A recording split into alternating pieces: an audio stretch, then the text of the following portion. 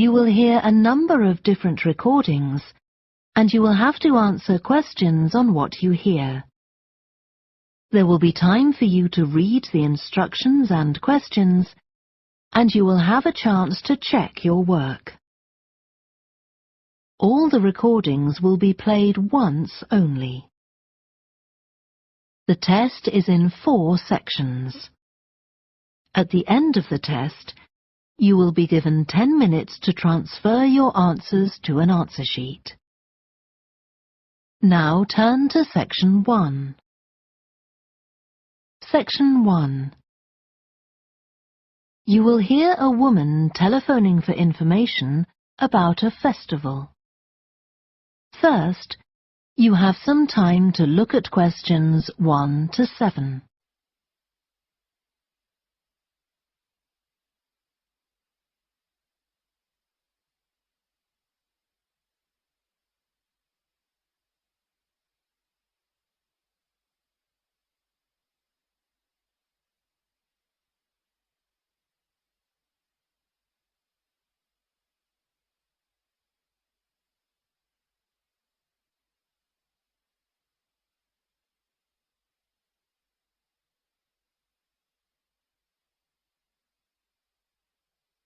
You will see that there is an example that has been done for you.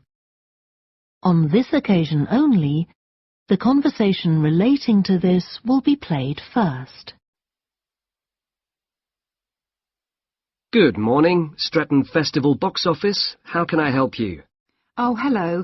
My family and I are on holiday in the area, and we've seen some posters about the festival this week. Could you tell me about some of the events, please? Of course. First of all, are there still tickets available for the jazz band on Saturday?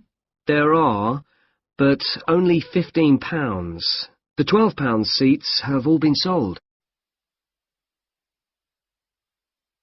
The man says that tickets are available for £15, so 15 has been written in the space. Now we shall begin. You should answer the questions as you listen, because you will not hear the recording a second time. Listen carefully and answer questions 1 to 7. Good morning, Stretton Festival box office. How can I help you? Oh, hello. My family and I are on holiday in the area, and we've seen some posters about the festival this week.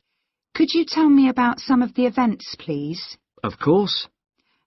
First of all, are there still tickets available for the jazz band on Saturday?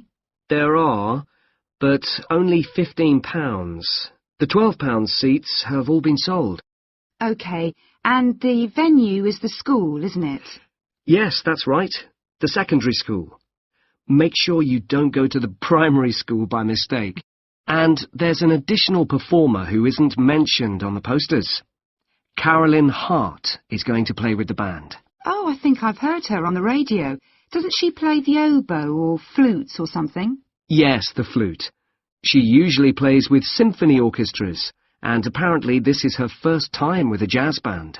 Well, I'd certainly like to hear her. Then the next thing I want to ask about is the duck races. I saw a poster beside a river. What are they exactly? Well, you buy a yellow plastic duck, or as many as you like. They're £1 each. And you write your name on each one. There'll be several races, depending on the number of ducks taking part. And John Stevens, a champion swimmer who lives locally, is going to start the races. All the ducks will be launched into the river at the back of the cinema. Then they'll float along the river for 500 metres, as far as the railway bridge.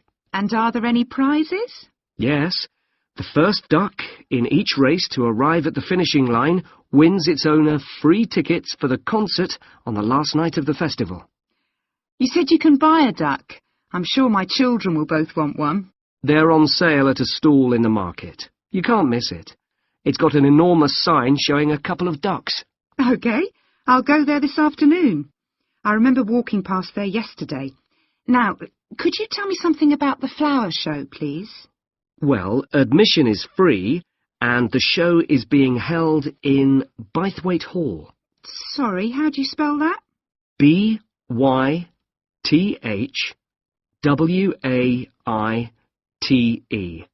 Bythwaite. Is it easy to find? I'm not very familiar with the town yet. Oh, you won't have any problem. It's right in the centre of Stretton. It's the only old building in the town, so it's easy to recognise. I know it. I presume it's open all day. Yes, but if you'd like to see the prizes being awarded for the best flowers, you'll need to be there at 5 o'clock. The prizes are being given by a famous actor, Kevin Shapless. He lives nearby and gets involved in a lot of community events. Gosh, I've seen him on TV. I'll definitely go to the prize giving. Right. Before you hear the rest of the conversation, you have some time to look at questions 8 to 10.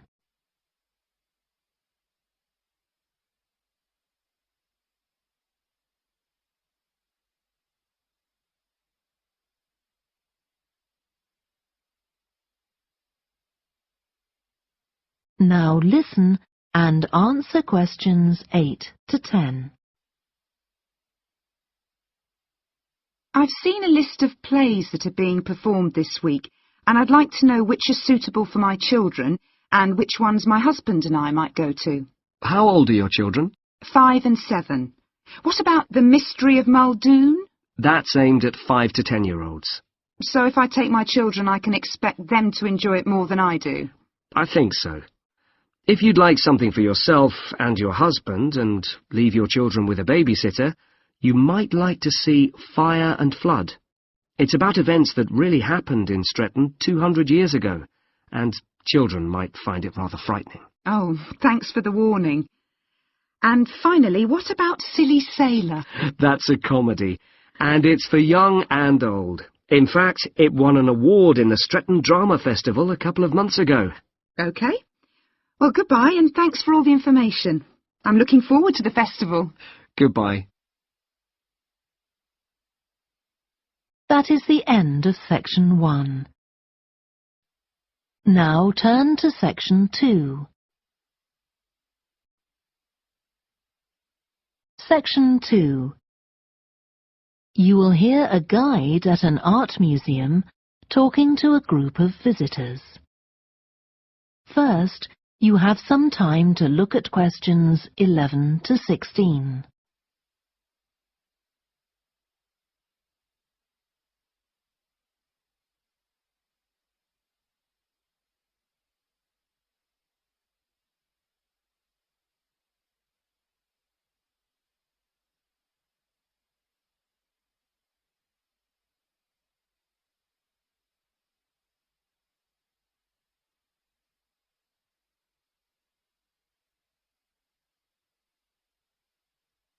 Now listen carefully and answer questions 11 to 16. Good morning and welcome to the museum, one with a remarkable range of exhibits which I'm sure you'll enjoy. My name's Greg and I'll tell you about the various collections as we go around. But before we go, let me just give you a taste of what we have here. Well, for one thing, we have a fine collection of 20th and 21st century paintings, many by very well-known artists. I'm sure you'll recognize several of the paintings. This is the gallery that attracts the largest number of visitors, so it's best to go in early in the day before the crowds arrive. Then there are the 19th century paintings. The museum was opened in the middle of that century, and several of the artists each donated one work to get the museum started, as it were. So they're of special interest to us. We feel closer to them than to other works. The sculpture gallery has a number of fine exhibits, but I'm afraid it's currently closed for refurbishment. You'll need to come back next year to see it properly, but a number of the sculptures have been moved to other parts of the museum. Around the World is a temporary exhibition. You've probably seen something about it on TV or in the newspapers. It's created a great deal of interest because it presents objects from every continent and many countries, and provides information about their social context, why they were made, who for, and so on. Then there's the collection of coins. This is what you might call a focused specialist collection because all the coins come from this country and were produced between 2,000 and 1,000 years ago. And many of them were discovered by ordinary people digging their gardens and donated to the museum. All our porcelain and glass was left to the museum by its founder when he died in 1878, and in the terms of his will, we're not allowed to add anything to that collection. He believed it was perfect in itself, and we don't see any reason to disagree. Before you hear the rest of the talk, you have some time to look at questions 17 to 20.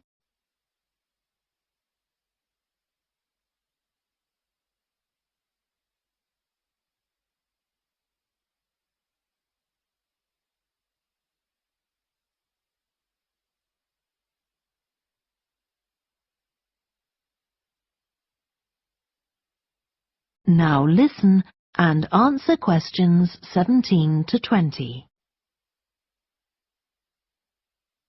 Okay, that was something about the collections, and now here's some more practical information, in case you need it. Most of the museum facilities are downstairs in the basement, so you go down the stairs here.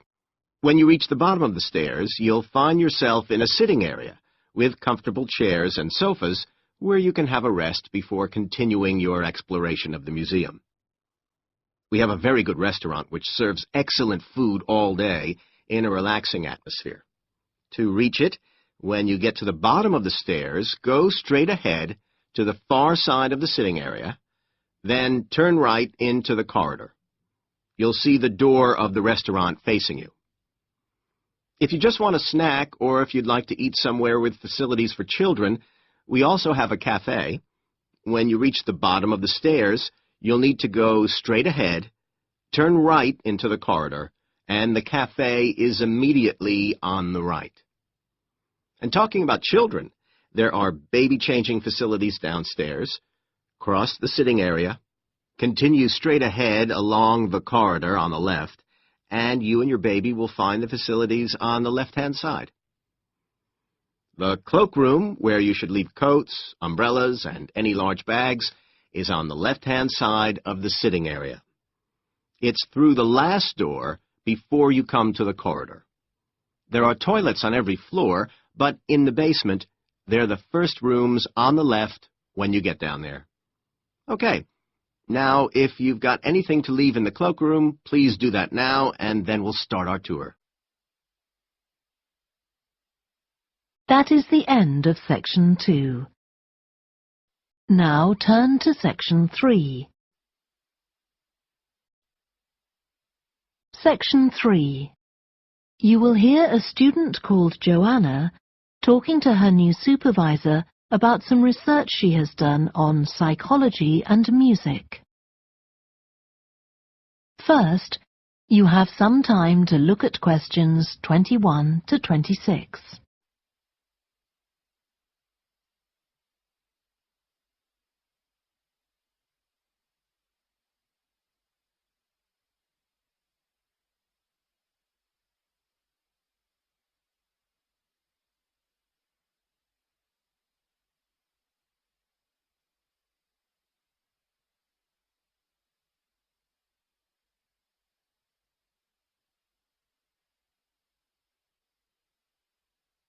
Now listen carefully and answer questions 21 to 26.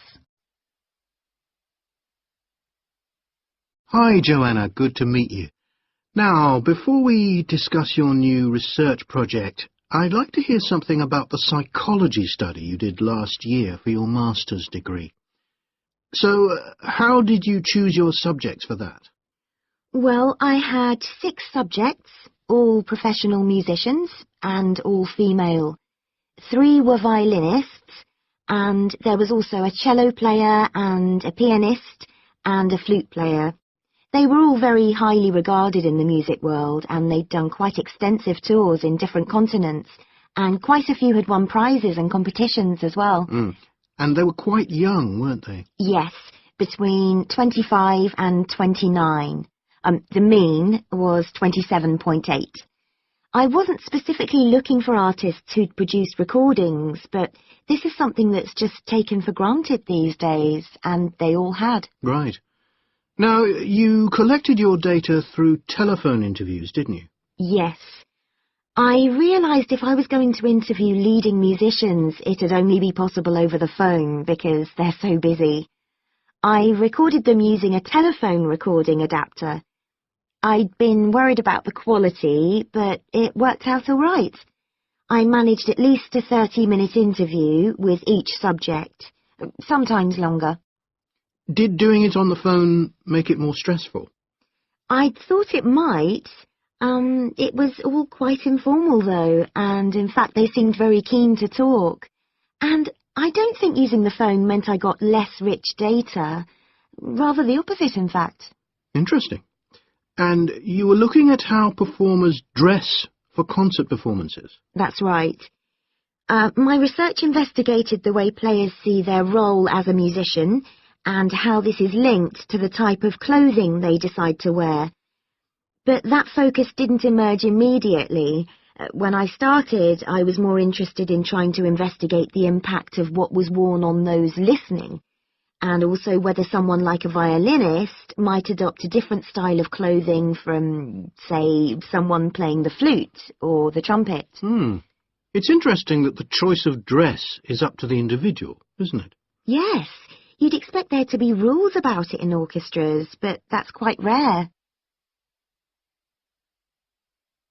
Before you hear the rest of the discussion, you have some time to look at questions 27 to 30.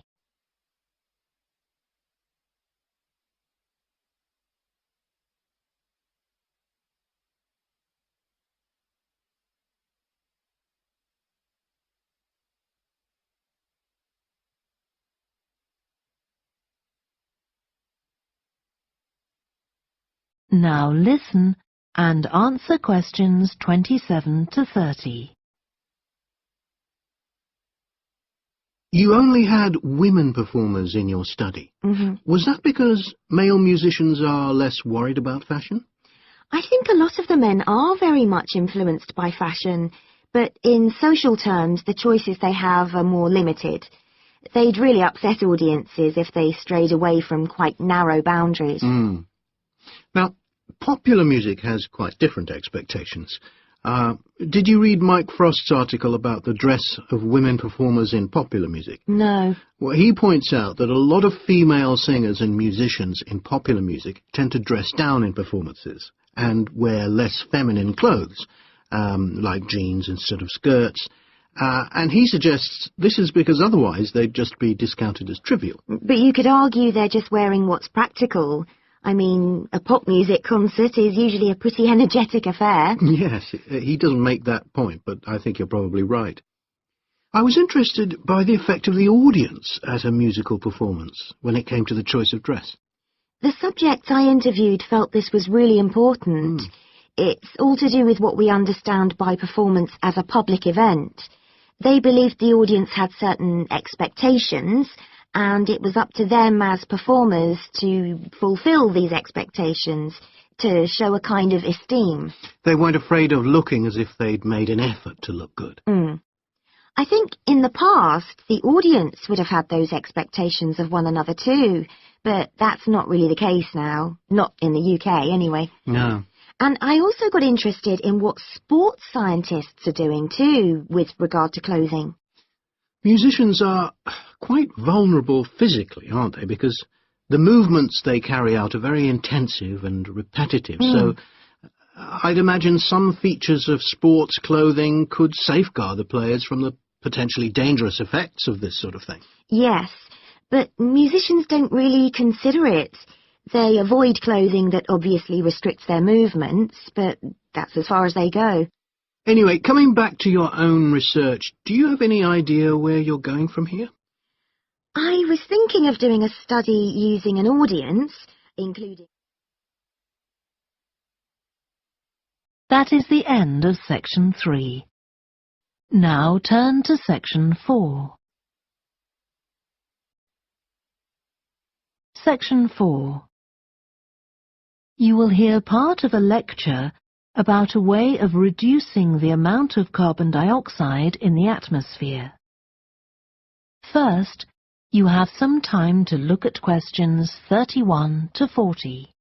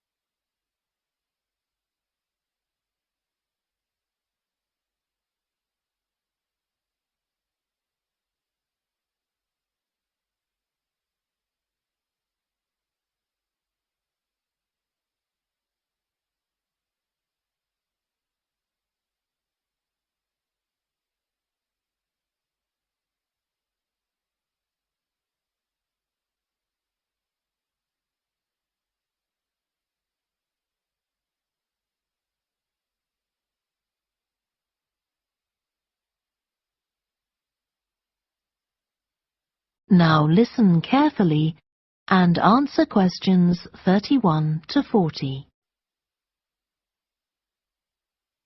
As we saw in the last lecture, a major cause of climate change is the rapid rise in the level of carbon dioxide in the atmosphere over the last century. If we could reduce the amount of CO2, perhaps the rate of climate change could also be slowed down.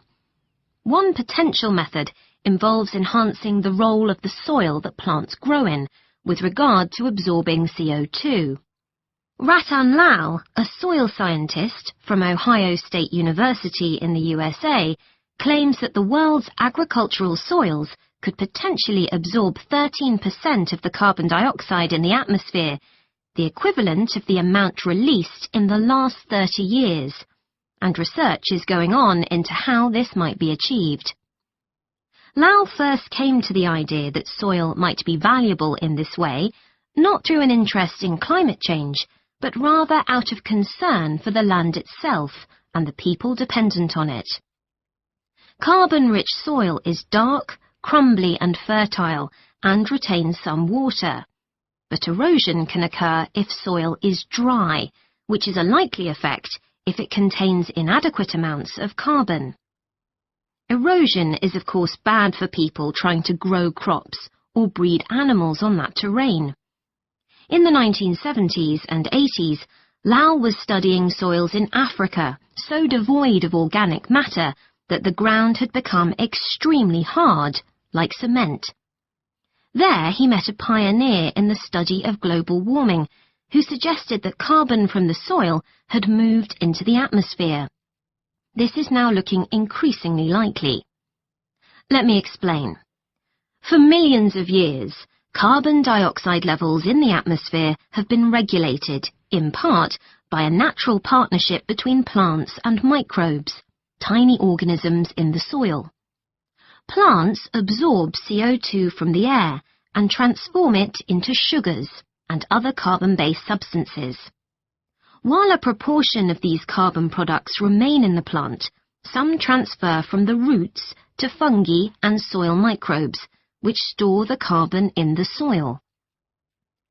The invention of agriculture some 10,000 years ago disrupted these ancient soil-building processes and led to the loss of carbon from the soil. When humans started draining the natural topsoil and ploughing it up for planting, they exposed the buried carbon to oxygen. This created carbon dioxide and released it into the air, and in some places, grazing by domesticated animals has removed all vegetation, releasing carbon into the air. Tons of carbon have been stripped from the world's soils, where it's needed, and pumped into the atmosphere. So, what can be done? Researchers are now coming up with evidence that even modest changes to farming can significantly help to reduce the amount of carbon in the atmosphere. Some growers have already started using an approach known as regenerative agriculture. This aims to boost the fertility of soil and keep it moist through established practices. These include keeping fields planted all year round and increasing the variety of plants being grown.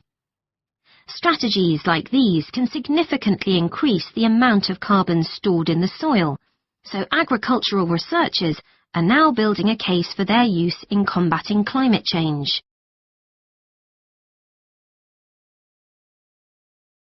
One American investigation into the potential for storing CO2 on agricultural lands is taking place in California. Soil scientist Wendy Silver of the University of California, Berkeley, is conducting a first-of-its-kind study on a large cattle farm in the state. She and her students are testing the effects on carbon storage of the compost that is created from waste, both agricultural, including manure and corn stalks, and waste produced in gardens, such as leaves, branches and lawn trimmings. In Australia, soil ecologist Christine Jones is testing another promising soil enrichment strategy. Jones and 12 farmers are working to build up soil carbon by cultivating grasses that stay green all year round. Like composting, the approach has already been proved experimentally. Jones now hopes to show that it can be applied on working farms and that the resulting carbon capture can be accurately measured. It's hoped in the future that projects such as these will demonstrate the role that farmers and other land managers can play in reducing the harmful effects of greenhouse gases. For example, in countries like the United States, where most farming operations use large applications of fertilizer, changing such long-standing habits will require a change of system. Ratan Lal argues that farmers should receive payment, not just for the corn or beef they produce, but also for the carbon they can store in their soil. Another study being carried out. That is the end of section 4.